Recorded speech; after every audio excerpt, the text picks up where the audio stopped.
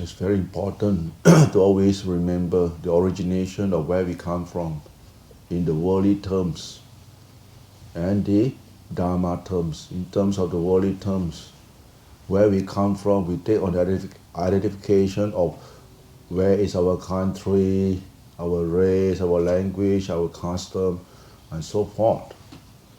And that is the worldly aspect. And every country got their own significance, and why we need to have this important originations of where we come from, because there's a culture, there's a moral value behind it. Right. And especially if we don't have this track, then most people may come to oversee a place like that.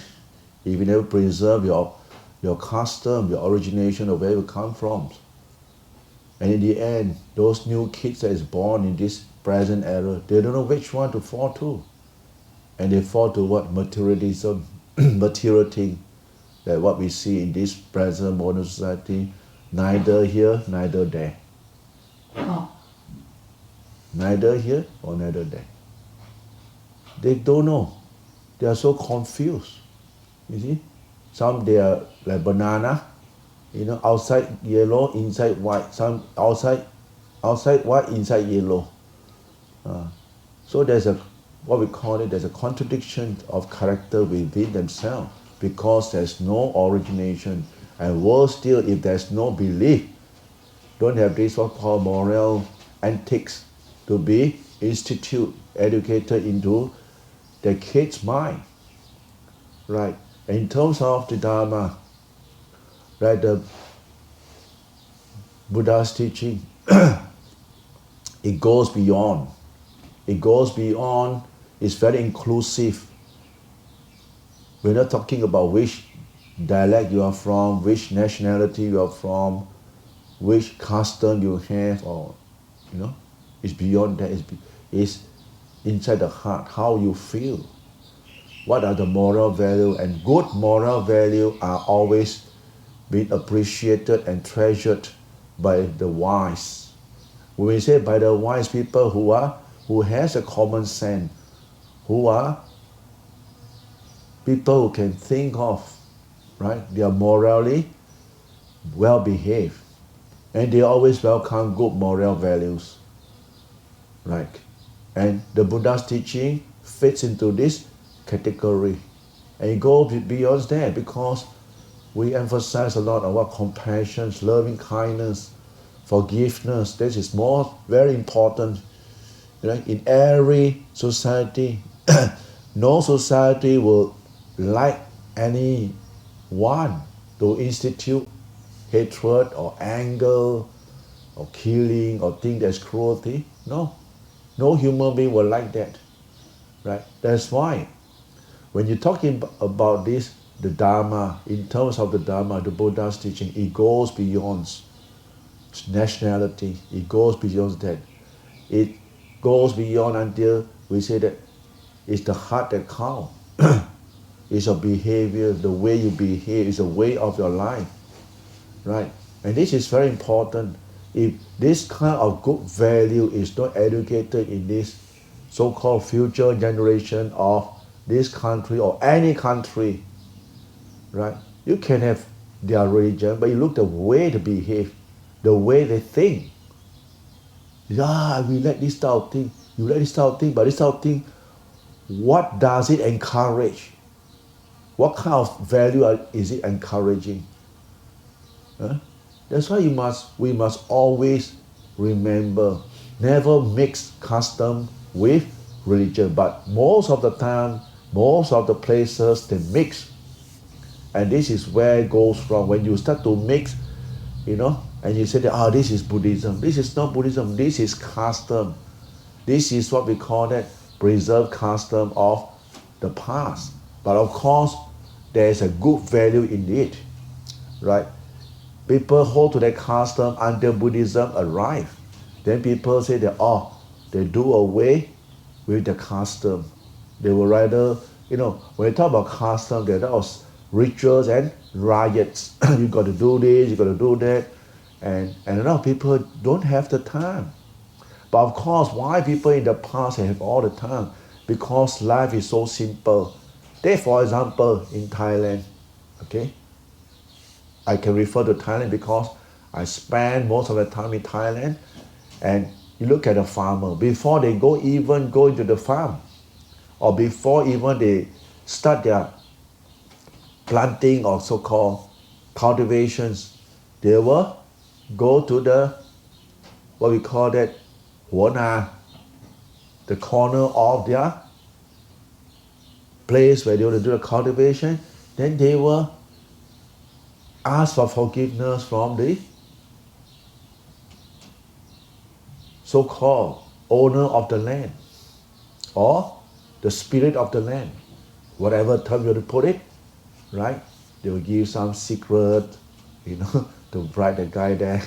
Okay, we're going to do some plantation here, so please bless us. And then they will go to the water, go to the trees, right? Why? That is the show of appreciations, of gratitudes, right? And most of the people say, this is superstitious. But if you look at it, there's a value indeed. But later on, when Buddhism was introduced, right, people was just think, they just appreciate. So they do away with a lot of the ceremony.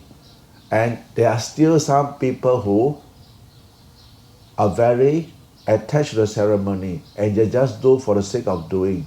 And when we ask them, why you do this? They say that, I don't know, my mother asked me to do, or my father asked me to do, or my ancestor asked me to do. I said, why? I also don't know. So when you were given an answer, I don't know, then we will start to say, then why you do? Right? The same thing with the practice of the Dhamma. You must know what you are doing. For example, you come and give dana, I want to share because I feel very happy after the sharing. After I share with whatever thing I have, I feed the mind, and it is believed. The Buddha said that it's accumulation of dana barami. It's an accumulation of the barami of giving, right? You don't just underestimate giving.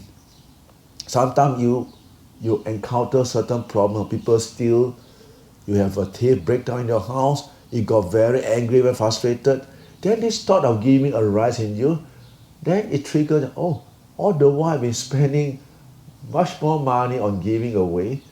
The thief just steal a little bit of this thing. It's okay.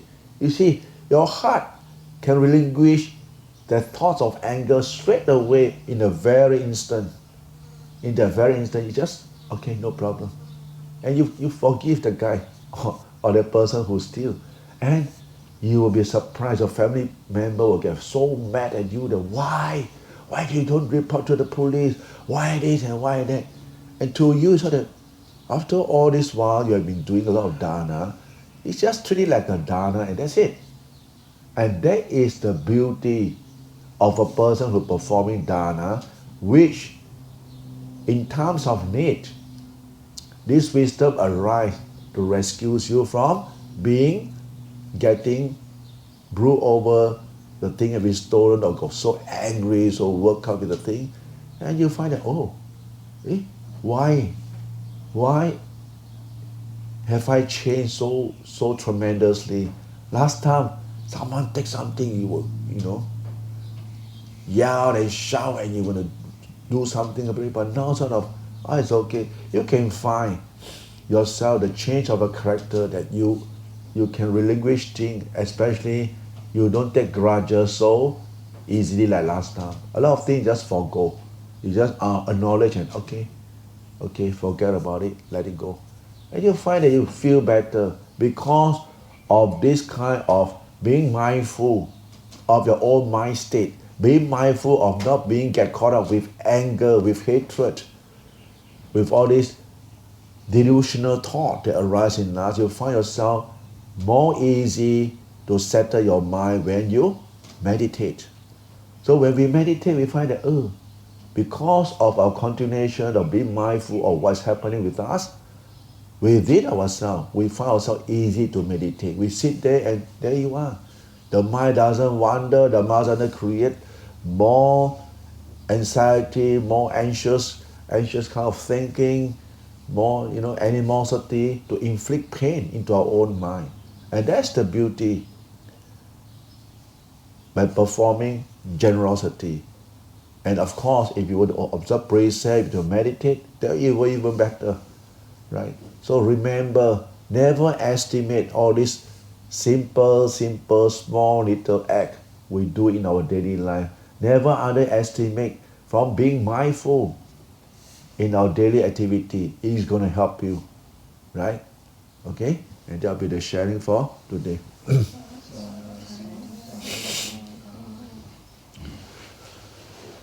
Yatha varivaha pura paripurenti sakarang eva meva nitotina bhetanang upakapatit ichita padita dumhang kipameva samichato sabhe purentu sankappa chandho pannaraso yatha manichoti raso yatha